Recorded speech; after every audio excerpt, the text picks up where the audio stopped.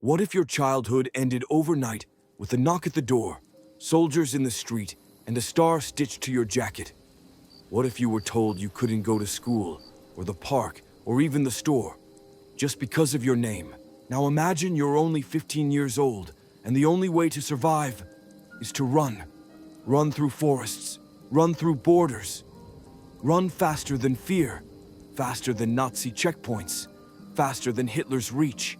This is the true story of Eva Stern, a Jewish teenager who escaped the Holocaust on foot, alone, hunted, terrified, and lived to tell her tale. She didn't have a weapon. She didn't have a map. She only had courage and the will to live. Tonight, you'll hear her journey from the crowded streets of Berlin to the silent woods of the Czech border, to the freedom she almost didn't reach. It's a story you'll never forget. Berlin 1939. The city buzzed with tension. Flags with swastikas hung from windows. Soldiers marched in perfect lines. Loudspeakers crackled with speeches. But inside a small apartment on the eastern edge of the city, Eva Stern was trying to tie her hair. She was 15, bright-eyed, bookish. Her mother called her the quiet fire, always thinking, always noticing, never one to shout. Eva had grown up in a world of stories. She loved fairy tales, adventure novels. But nothing in her books had prepared her for the nightmare unfolding outside their door. It started slowly. First, her father lost his job. Then the rules changed. Jews could no longer attend public schools. The parks were off limits. So were most shops. Then came the yellow stars, sewn onto coats, worn like a brand, a warning. Eva remembered the day she first wore hers. She walked to the bakery and felt eyes on her from every window. People she'd known her whole life turned away. One woman even spit near her shoes. That night she didn't eat dinner. She sat on her bed tracing the star with her finger. Not crying, just thinking. Her parents whispered behind closed doors. The words relocation and transport kept surfacing. No one knew what exactly it meant. But rumors said it wasn't just a move. It was something worse. And then, in the middle of the night, there was a knock. 3 sharp raps. Her father opened the door to 2 soldiers. Black uniforms. Cold eyes. Papers, they said. Then they looked at Eva. She's on the list, one muttered. Her mother stepped in front of her. Where are you taking her? The soldier didn't answer. He just raised a finger pointing. That was the moment Eva knew. She had to run. There wouldn't be a warning. No second chance. And no time to say goodbye. She looked at her father. He nodded once, the smallest nod full of meaning. Then he slipped something into her hand. A small pouch, bread, a few coins, a folded map. Her mother held her one last time, trembling.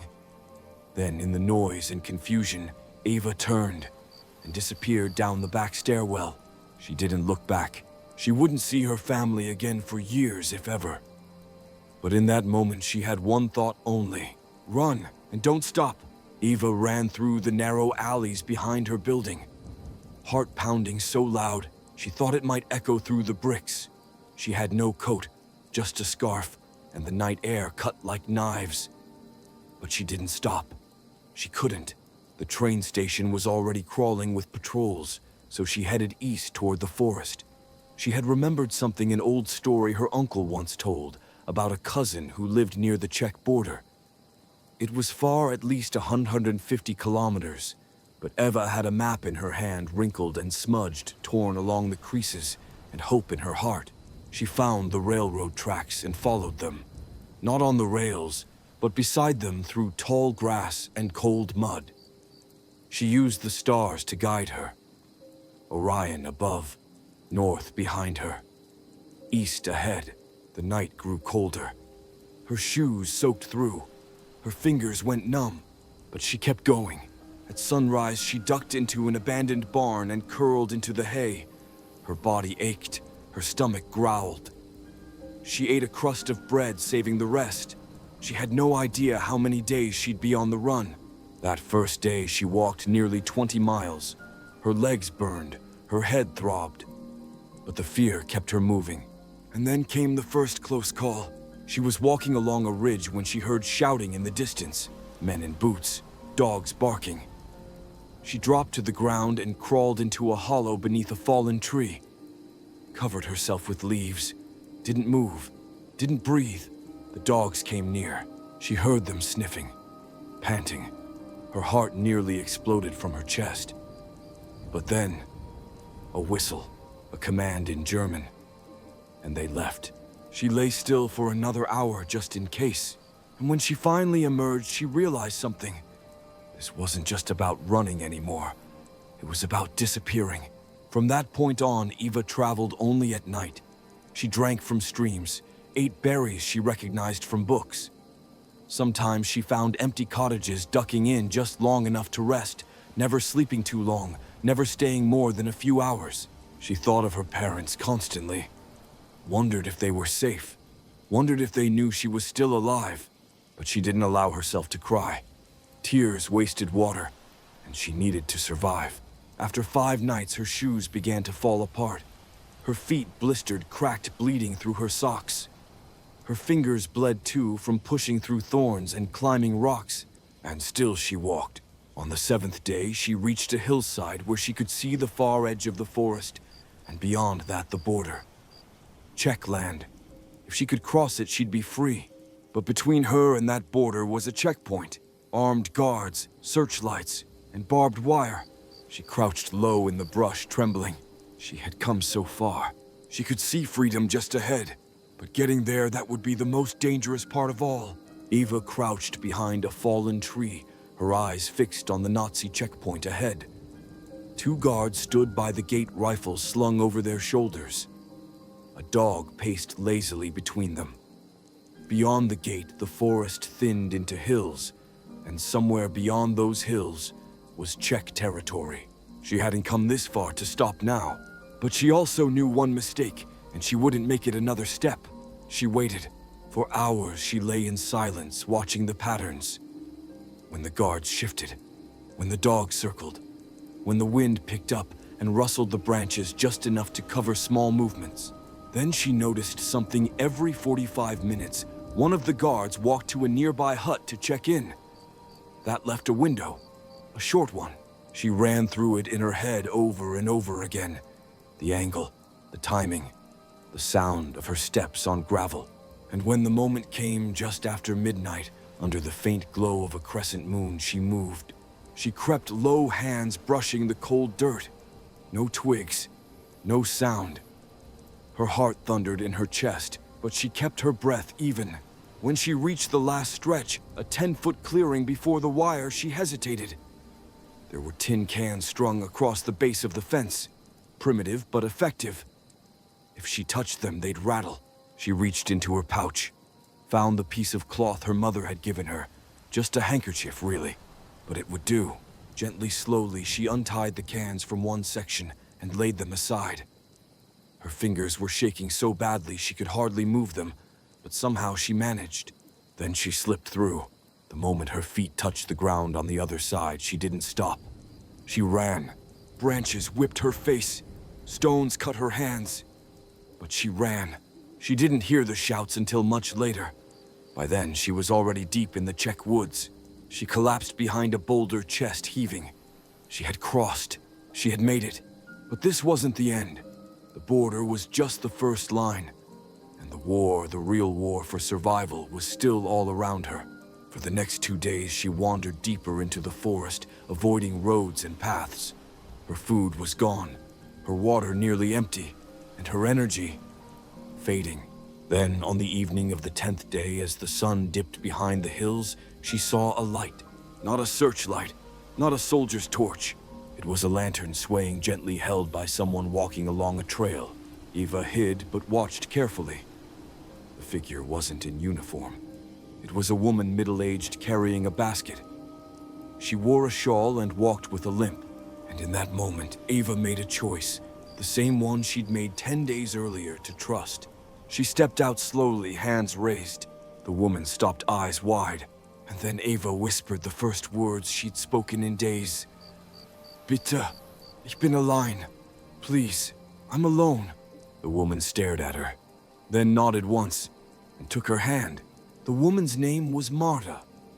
She lived in a small cottage just a few miles from the border, tucked into the edge of the forest where few dared to settle. She didn't ask Eva many questions, not at first.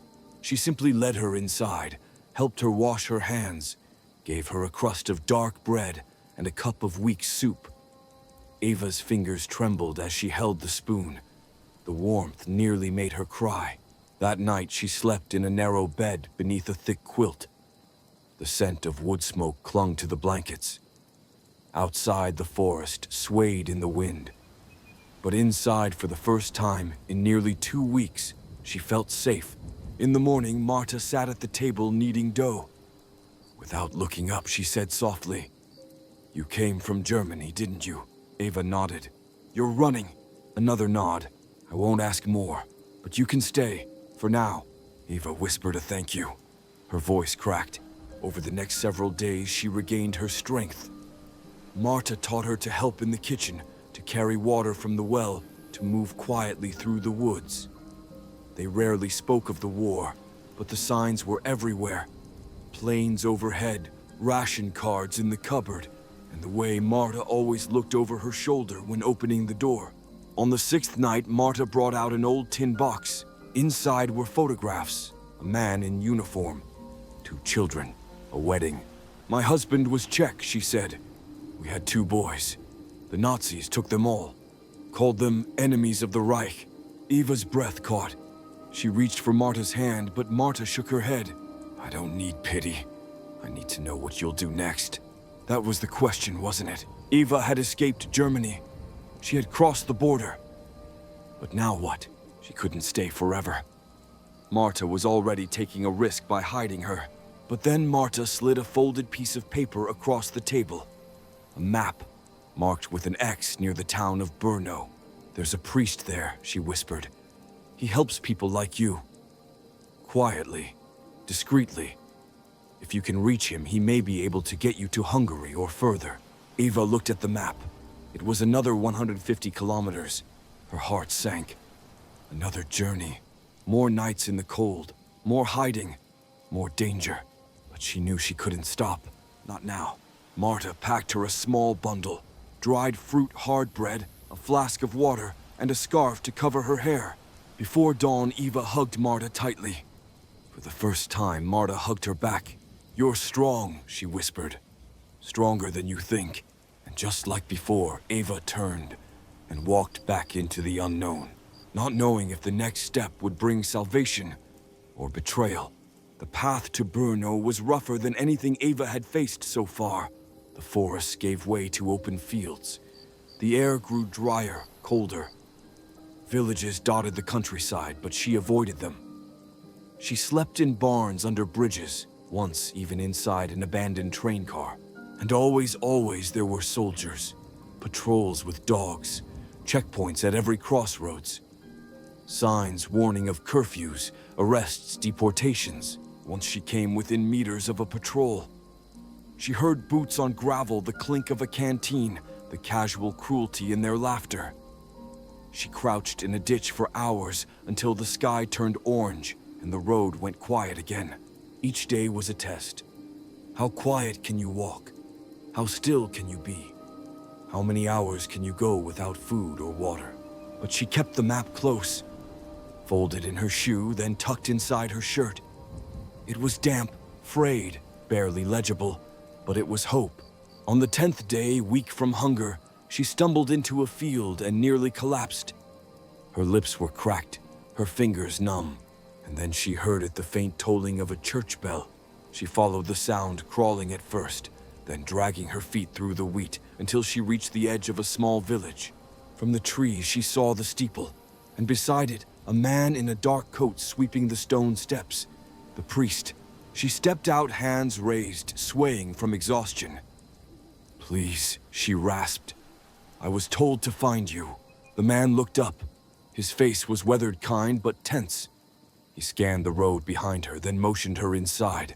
He didn't speak for a long time, just poured water, brought bread, let her sit. Then finally, "Who sent you?" She whispered, "Marta, from the forest near the border." That was all he needed. He locked the church doors, drew the blinds, and took her down into the cellar, a low, candlelit room with stone walls and a single bed tucked in the corner. "You'll stay here until it's safe," he said. "You're not the first. You won't be the last." In that moment, Ava felt something she hadn't felt in weeks. Belonging. Not safety, not yet, but purpose. She wasn't just running anymore. She was resisting, surviving, and she was not alone. Eva spent 10 days in the cellar of that quiet church. Above her, the priest, Father Thomas, went about his duties like nothing had changed.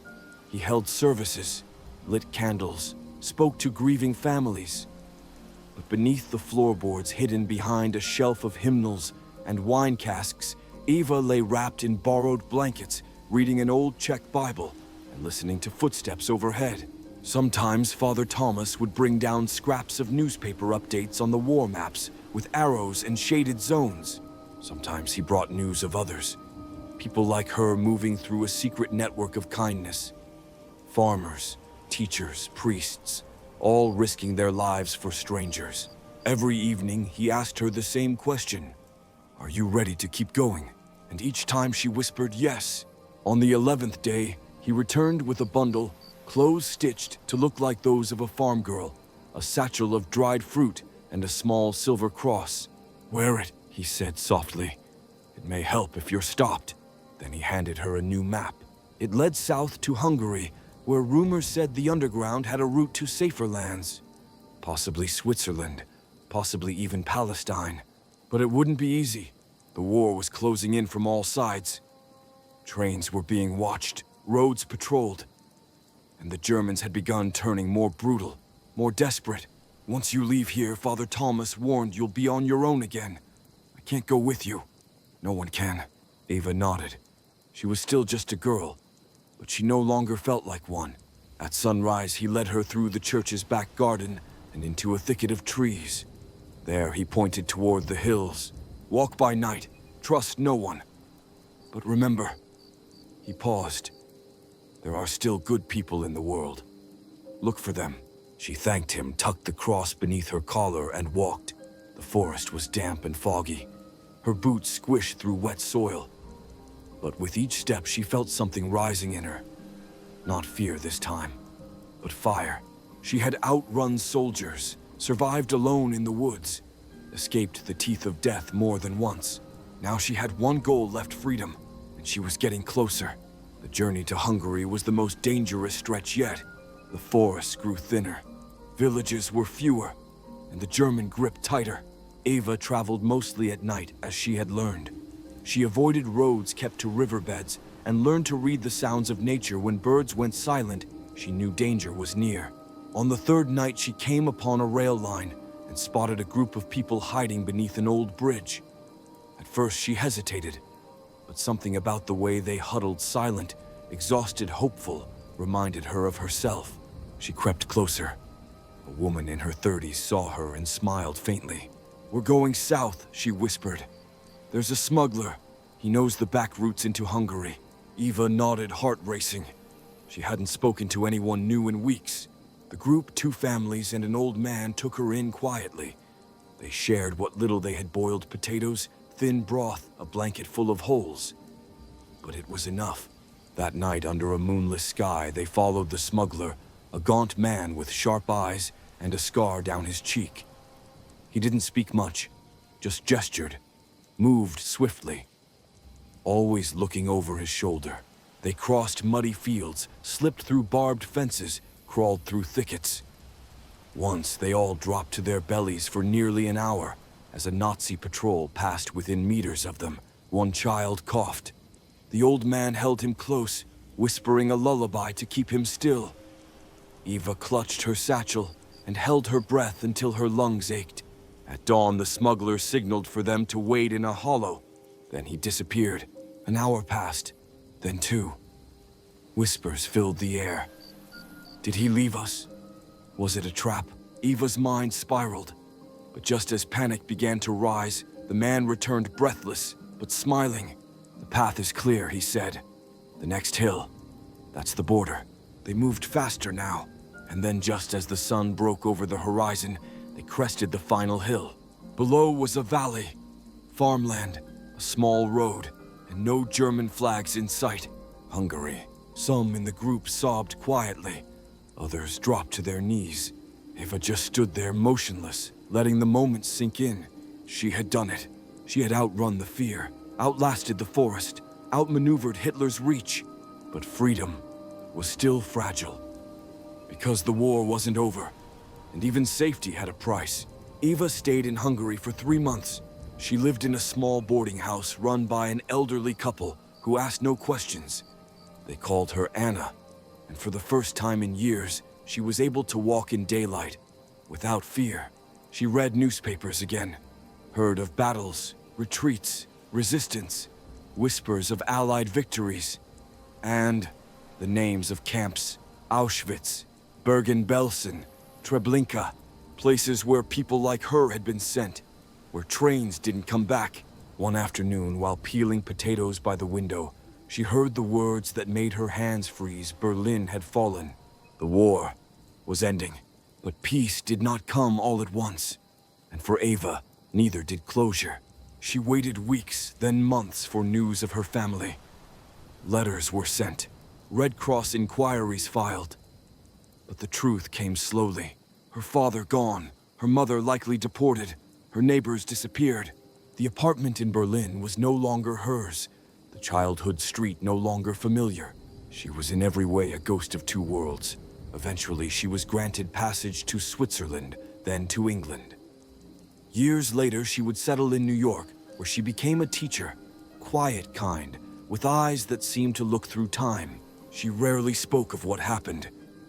Not until decades later, when her granddaughter asked one question: "Grandma, how did you get away?" And Eva sat down, held her hand, and began to tell the story of stars sewn onto jackets, of forests and frostbite, of a priest, a scarf, a dream, and the girl who outran Hitler with nothing but courage and the memory of her mother's final hug. If Eva's story moved you, we invite you to subscribe to this channel for more true stories that remind us of resilience, bravery, and the quiet strength of the human spirit. Leave a comment. What would you have done in Eva's place? And do you believe history's smallest voices are sometimes the most powerful? We'll see you in the next video, with another story whispered from the past, so you can sleep not just with dreams, but with understanding. Good night.